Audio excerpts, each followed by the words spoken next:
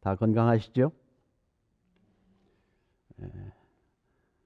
우리가 예배할 수 있다는 것이 얼마나 감사한 일인지 알 수 없습니다.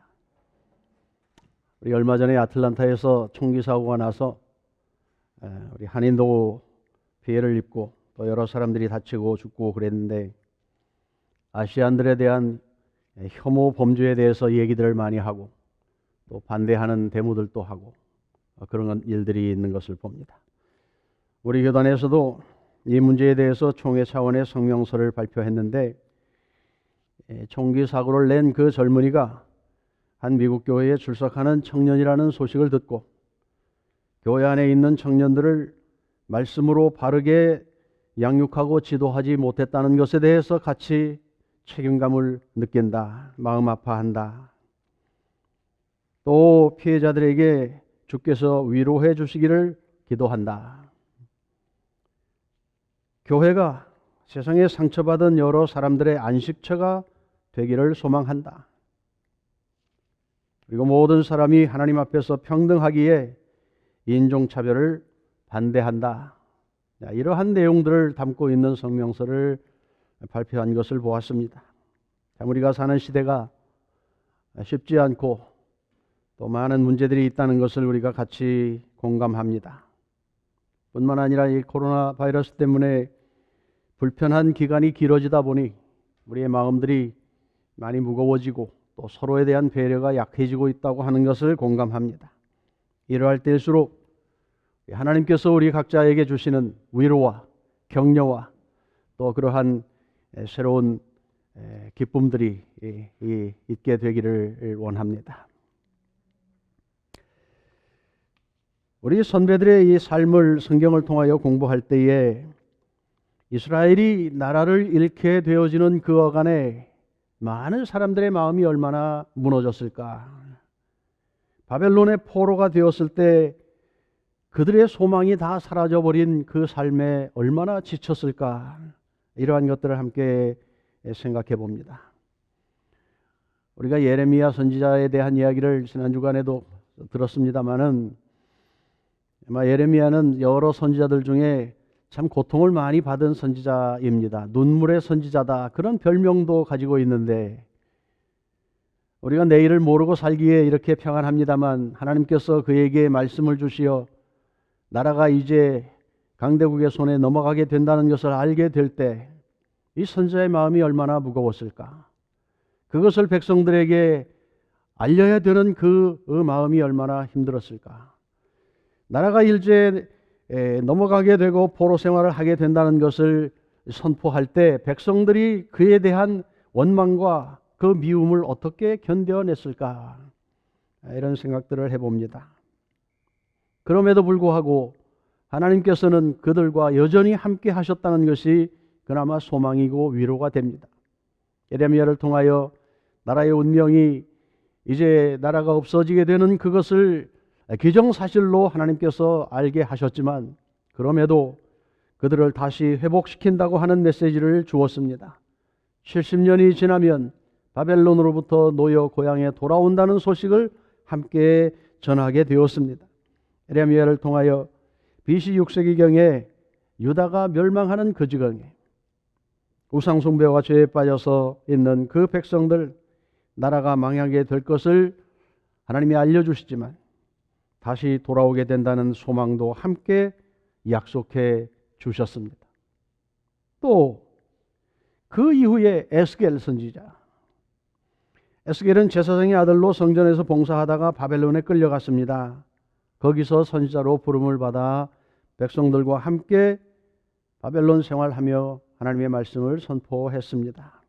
그는 주변 여러 나라들에 대한 하나님의 심판을 예언했고, 또 포로 생활의 아픔과 절망 가운데 있는 백성들에게 하나님께서 회복하시고 구원을 주실 것이다, 이 소망을 놓지 않게 했습니다. 오늘 절망 가운데 있는 많은 사람들, 힘들어하는 주변 환경 속에 우리가 놓여 있는 이때에 이 말씀 속에서 우리에게도 하나님이 함께 하신다고 하는 소망이 힘이 될 수 있기를 원합니다. 에스겔 36장을 보면 이스라엘의 회복에 대한 약속을 해 주셨습니다. 그리고 37장에서는 골짜기의 뼈들이 다시 살아나는 그러한 환상을 보게 합니다. 그 가운데 하나님이 회복하신다 하는 소망을 주시지요. 나라를 잃어버린 백성들의 상한 마음을 위로하고 그들의 자존심을 하나님께서 회복시켜 주신다는 것입니다. 그들은 아브라함에게 주셨던 가나안 땅, 그들이 밟고 살면서 하나님의 영광을 드러내고 살아야 할 그곳에서 반역했습니다. 하나님 앞에 죄를 지었습니다. 우상을 숭배했습니다. 그러다 심판받고 나라를 잃어버렸습니다. 그럼에도 불구하고 하나님이 여전히 그들과 함께 하신다고 하는 그 메시지를 갖게 되었다는 것입니다. 이것이 소망입니다. 은혜입니다. 뿐만 아니라 이스라엘을 공격했던 주변의 많은 이방 나라들, 이제 그들이 수치를 당하게 된다. 하나님께서 그들을 다스리신다. 이제 바벨론의 포로 생활을 청산하게 되고 고향으로 돌아가 거기서 풍요를 누리게 된다. 이것이 36장에서 그들에게 주시는 소망의 메시지입니다. 그리하여서 그들이 하나님의 백성, 하나님은 그들의 하나님이라고 하는 그 사실을 모든 이방 나라들이 알게 된다는 것입니다.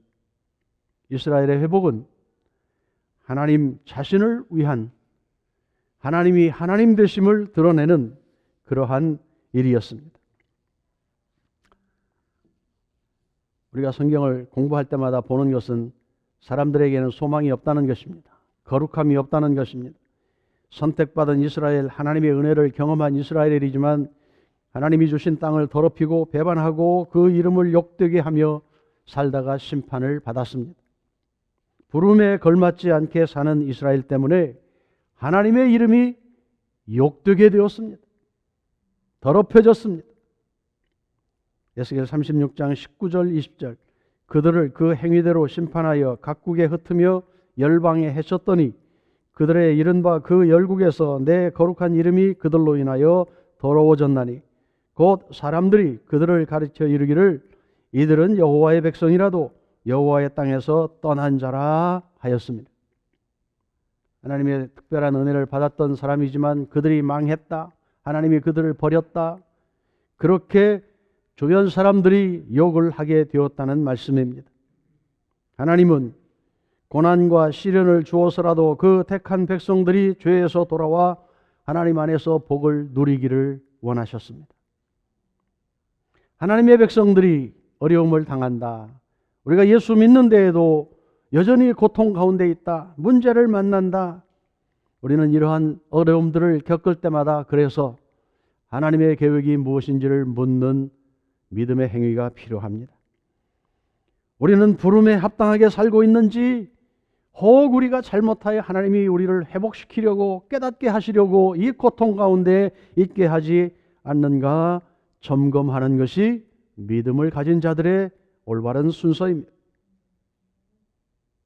하나님의 백성들은 하나님의 영광을 위하여 살아야 할 특별한 일을 위하여 부름받은 존재들이기 때문에 그렇습니다. 여러분, 우리 가정에서 자녀들이 자기 마음대로 살면 부모들이 욕을 먹습니다. 어떻게 자식을 가르쳐 놓았기에 저런가. 하나님의 이름을 걸고 사는 성도들이 세상 방법대로 살다가 세상 사람들에게 손가락질을 당하면 우리만 창피한 것이 아니라 하나님의 이름이 욕을 먹는 것입니다.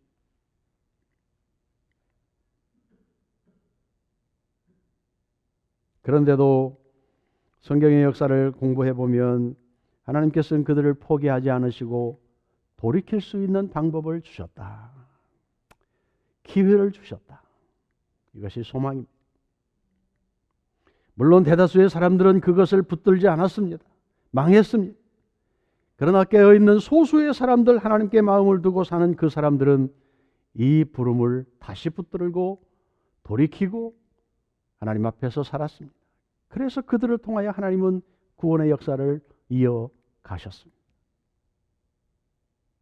얼마나 수가 많은가, 얼마나 힘이 있는가, 교회가 얼마나 영향력을 끼치는가, 이것은 시대마다 달랐습니다.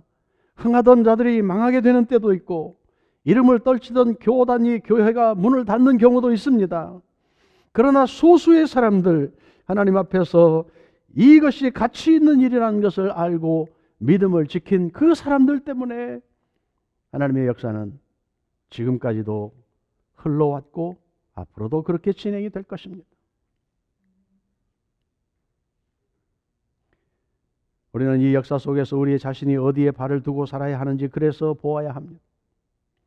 한 시대를 영적인 일을 앞서가던 나라와 교회들이 지금은 선교지처럼 전락해버리고 이방 신들을 섬기는 자들이 된 사실들이 우리 눈에 많은 케이스가 보여지고 있습니다. 우리에게 복음을 전해 주었던 이 미국의 많은 교회와 그들의 뜨거운 열정들이 지금 얼마나 많이 변질되어서 소수의 이민자들, 다른 데서 온 그 뜨거운 열정을 가진 자들이 명맥을 이어가지 못하면 이 미국의 본토에 있었던 신앙의 열정들은 극히 찾아보기 일부에 지나지 않는 그런 아픔들이 우리 눈에 보이고 있습니다. 수많은 선교사들 내어보내고 이제 세계 제2위의 선교사 파송국가가 되었다고 자랑하던 한국의 교회들이 본국에서 주변 사람들로부터 지탄을 받고 형편없는 모습을 내어 보이다가 힘을 점점 상실해 가고 있는 안타까움을 우리가 목도하고 있습니다. 이민 오면 교회부터 세우는 그 열정을 가지고 우리가 이민 생활 시작하여 수많은 이민 교회들을 한인 이민 교회들을 세워놓고 신앙생활 하던 우리 선배들의 그 열정들이 지금은 더 이상 찾아오지 않는 이민자들 때문에 아니 그들의 분열과 다툼 속에 좋지 못한 본을 보였던 그 아픔 속에서 교회를 떠나버린 수많은 젊은이들 이 한인 교회의 내일을 어둡게 하고 있는 것 우리가 경험하고 있습니다. 이게 현실입니다. 우리의 당대들은 신앙생활 계속할 것입니다. 그러나 우리의 후배들, 우리의 자녀들이 정말 이 교회를 유지해 갈 수 있을 것인가 하는데 우리의 의문이 있습니다. 그러면 절망해야 합니까? 단 몇 사람이라도 그들이 이 역사의 부름 앞에 눈을 떠서 이곳이 내가 함께 지키며 신앙생활해야 할 내 교회입니다. 이런 생활하는 우리의 자녀들이 생겨나면 좋겠어요. 이것이 소망이에요. 뿐만 아니라 하나님께서는 신실하셔서 그러한 마음을 붙들고 있는 소수의 사람이라도 그들과 함께 하나님이 일하셔서 내가 역사를 진행한다. 내가 그들을 회복시킨다. 그렇게 일해 오셨다는 것이 우리들의 소망입니다. 다 망해버린 이스라엘, 바벨론의 노예가 되어서 살던 그들에게 내가 회복시킨다. 에스겔 36장 22절 이스라엘 족속아 내가 이렇게 하려고 하는 까닭은 너희들을 생각해서가 아니라 너희가 여러 나라에 흩어져서 가는 곳마다 더럽혀 놓은 내 거룩한 이름을 회복시키려고 해서다. 너희가 여러 나라에 흩어져 살면서 내 이름을 더럽혀 놓았으므로 거기에서 더럽혀진 내 큰 이름을 내가 다시 거룩하게 하겠다. 이방 사람들이 지켜보는 앞에서 너희에게 내가 내 거룩함을 밝히 드러내면 그때야 비로소 그들도 내가 주인 줄 알 것이다. 이게 하나님의 계획입니다. 사람들에게는 소망이 없습니다. 그럼에도 하나님께서 하나님 자신을 위하여 자신의 이름을 위하여 그 영광을 위하여 회복시키신다는 것입니다. 우리가 연약할 때 소망을 가질 수 있는 것은 하나님 자신의 그 신실하심입니다. 하나님이 역사를 운행하실 때 하나님의 마음을 붙들고 살아가는 그 소수의 사람들을 하나님이 붙들어 사용하시며 그 무너져버린 성터를 다시 회복시키시고 그 욕먹은 하나님의 이름을 다시 영광스럽게 회복시키신다는 것입니다. 이것이 오늘 우리가 함께 기도하며 붙들어야 할 우리들의 소망입니다. 물론 이스라엘을 사랑하기도 하지요. 그럼에도 하나님 자신을 위한 것입니다. 그게 하나님이 일하시는 방법입니다. 구원하시고 그들과 함께 일하시고 그들의 그 영광을 다시 회복시키시는, 이스라엘이 타락할 때 하나님의 이름이 욕먹고 이방인들의 조롱거리가 되었는데 이제 그들을 다시 회복시키셔서 하나님께서 여전히 그들을 사랑한다는 것을 알리시고 약속을 지키는 신실한 분이시라는 것을 만천하에 드러내겠다는 것입니다. 믿는 자들도 잘못할 수 있습니다. 우리가 열심히 신앙생활 하지만 실수할 수 있습니다.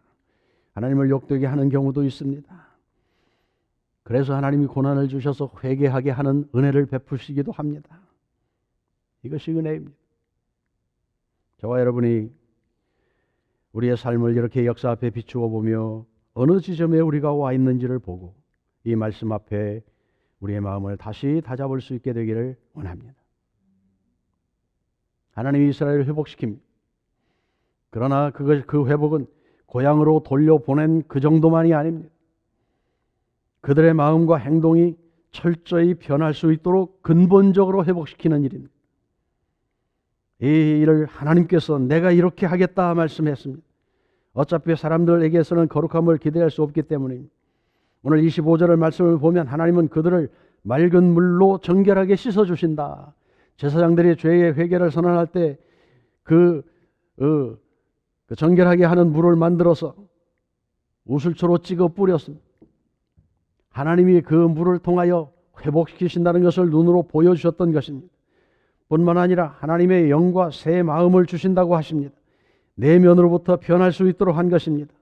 또 성령을 주시어 이전과는 다른 새로운 가치관을 갖게 하십니다.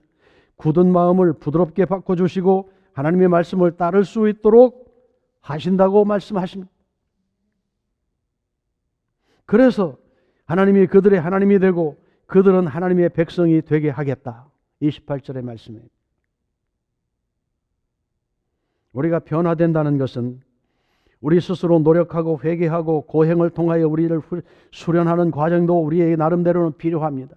그러나 결정적으로는 하나님께서 우리 안에 들어오셔서 우리의 생각을 바꾸고 우리의 습관을 바꾸고 우리의 속사람을 새롭게 하고 하나님의 영이 우리 가운데 거하셔서 능력을 주시고 지혜를 주시고 힘을 주셔서 믿음을 주셔서 하나님의 사람으로 살아갈 수 있도록 함께 해주시는 그 일, 그것이 은혜입니다.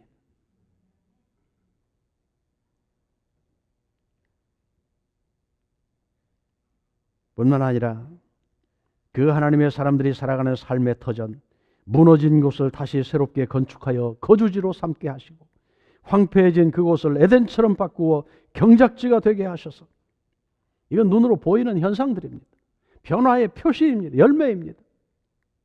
그래서 이방 사람들이 그들을 보고 하나님이 하신 일을 알게 하시는 일입니다. 33절부터 36절의 말씀이 그렇습니다. 영이 잘됨 같이 범사가 잘되기를 기도한다. 신약에도 그런 인사말이 있습니다.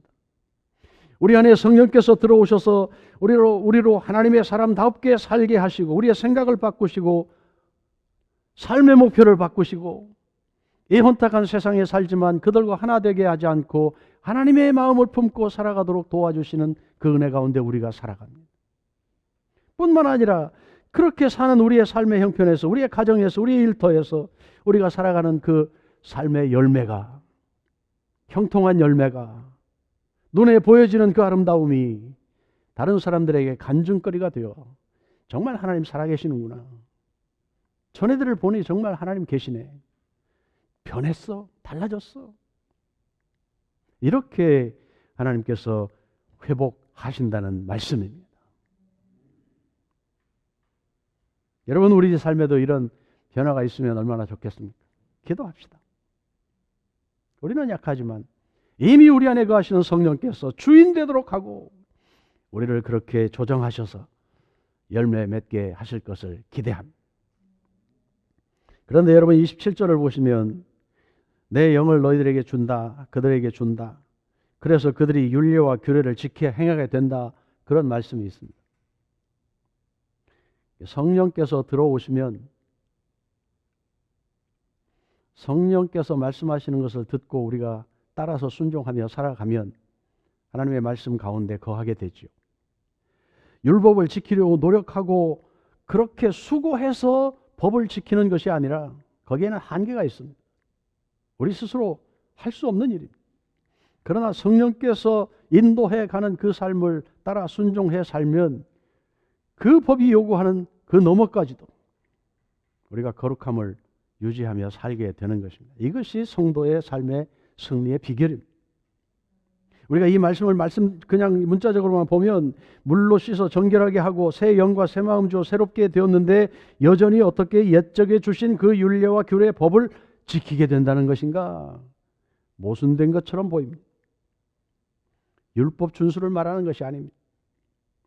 하나님께서 새 영과 새 마음으로 회복시켜 주자 그들이 비로소 죄를 미워하게 되었다. 31절 32절을 말씀을 보면 그렇습니다. 그들의 행위가 부끄럽다고 생각합니다. 그리고 한탄한다고 말했습니다. 이것은 영적인 변화입니다. 성령께서 우리 안에서 감동하시고 인도해 가실 때 죄를 미워하고 내가 한계의 점이 있다고 하는 그것을 고통스럽게 생각하고 하나님의 도움을 구하게 되는 것입니다. 이게 변화의 증거예요. 거룩하게 되려고 우리 스스로 노력하고 11조로 내고 안식일도 지키고 선도 행하고 율법을 따라 행하려고 그렇게 고통 가운데 자신을 통제하는 그러한 상태가 아니라 성령께서 우리에게 힘을 주시는 것 순종하고 살아가다 보니 하나님의 요구하는 그것을 원칙적으로 원초적으로 근본적으로 하나님을 뒤따라 살게 되는 것을 말하는 것입니다. 우리는 성령의 도움으로 사는 사람들입니다. 우리 스스로 거룩하게 자신을 훈련하는 그 모습이 우리 내면적으로 스스로 있어야 하지만 그것으로 만족하지 않습니다. 그러나 성령께서 우리를 만들어가고 조정하시고 깨달음을 주시고 때로는 혼내키시고 고통 가운데 처하게 하고 하면서 우리를 하나님의 사람으로 만들어 가시면 거기에 하나님이 기대하는 삶을 살아가게 된다는 것입니다. 하나님께서 구원을 베푸실 때 사람들에게 거룩해라 그렇게 명령만 하지 않고 친히 그들의 중심에 들어오셔서 자신의 거룩함을 보여주십니다. 이게 하나님의 방법입니다. 그래서 누가복음 22장에 예수님 말씀하시지요. 찬을 주시면서 이것은 너희를 위하여 흘리는 나의 피다. 피로 세우는 새 언약의 피다. 모든 사람을 위하여 주는 나의 그 언약이다. 피다. 그렇게 말씀하셨습니다. 그가 고난을 통하여 죽고 부활하고 승천하셔서 성령을 보내셔서 이제는 우리의 삶에 영으로 임재하시어 주인 되어 우리를 인도해 가시겠다는 약속입니다. 이것이 새로운 약속입니다. 그래서 그 성령을 따라 살아가는 구원받은 성도들이 하나님처럼 거룩한 삶을 유지하게 도와주시는 것입니다. 그러므로 우리가 하는 일은 성령께 순종하는 것뿐이 없습니다. 말씀을 연구하고 조직적으로 논리적으로 공부해서 그것을 내가 따라가려고 수행을 하고 고행을 하고 하는 것들 때로는 도움이 되지요. 그러나 우리 안에서 감동하시고 그 말씀을 통하여 우리를 인도해 가시는 그분에게 인격적인 관계를 맺으며 순종하고 복종하는 삶, 그것이 우리의 신앙생활입니다. 때로 우리 감동 주시죠. 잘못되었다는 걸 깨닫게 하시죠. 그러면 고쳐야죠. 그건 내 책임입니다. 따라가는 건 내 책임입니다. 안 가려고 뗐으면 매 맞는 거죠. 매 맞는 건 사랑한다는 증거입니다. 포기해버리면, 하나님이 포기해버리면 편할 수도 있습니다. 그러나 멸망입니다.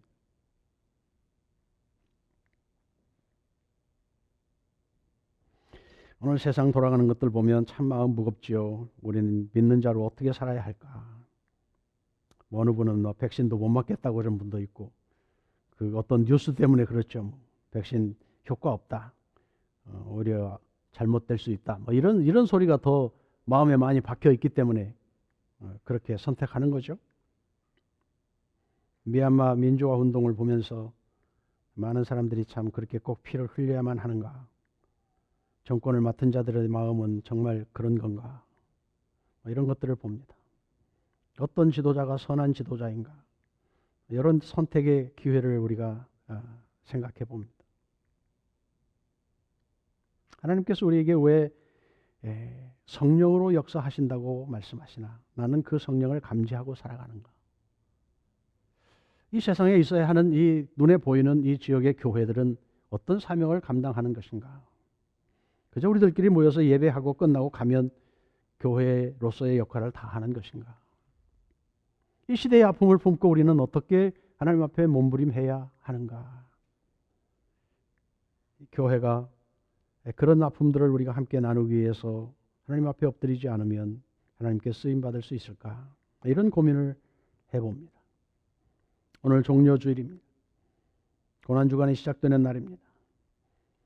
그리스도께서 고난을 당하셔서 온전한 구원을 우리들에게 주시기 위하여 희생하는 그 과정에 있는 것입니다.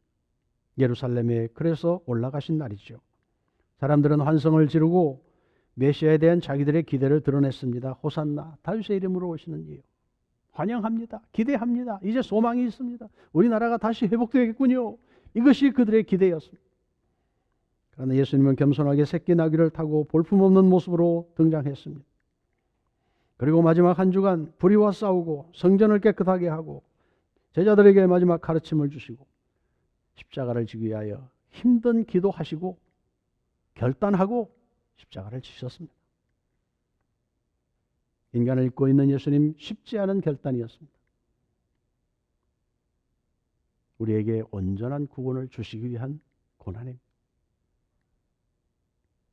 선택입니다.